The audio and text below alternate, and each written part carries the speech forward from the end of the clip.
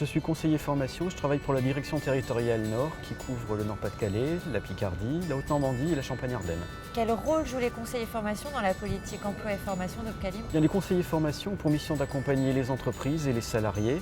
Donc les salariés dans le cadre du développement de leurs compétences et les entreprises dans le cadre du lien entre développement des compétences et performance au quotidien. Aujourd'hui, finalement, on intervient sur un champ relativement large d'activités. Nous accompagnons les salariés à partir du moment où ils sont en phase de pré-recrutement ou de recrutement au sein de l'entreprise. Et dans certains cas de figure, on peut être amené également à accompagner ces entreprises dans des phases de reconversion ou lorsqu'ils quittent l'entreprise dans le cadre d'une CSP, contrat de sécurisation professionnelle.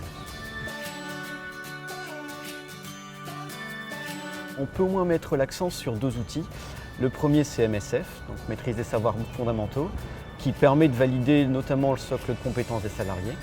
Le deuxième, qui est plus important et plus développé aujourd'hui, sont les CQP, les certificats de qualification professionnelle. Et donc l'idée est de pouvoir permettre de valider les compétences des salariés au fur et à mesure de leur vie au sein de l'entreprise et leur progression faite au sein de l'entreprise. Sachant bien évidemment l'ensemble de ces outils est conçu, en tout cas est prévu, pour permettre aussi aux salariés d'utiliser son CPF.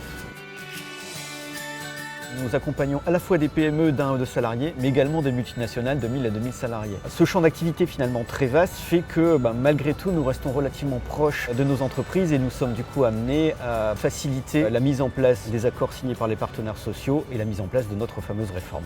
Cette réforme a été plutôt bien vécue par les conseillers, déjà parce que finalement elle est dans la continuité de 2 réformes précédentes et qu'elle s'axe essentiellement aujourd'hui sur l'employabilité des salariés. Les conseillers l'ont finalement bien appréhendé pour 2 raisons. La première, c'est que finalement nous avons un schéma directeur qui date de 2013 qui était déjà en cohérence avec cette réforme.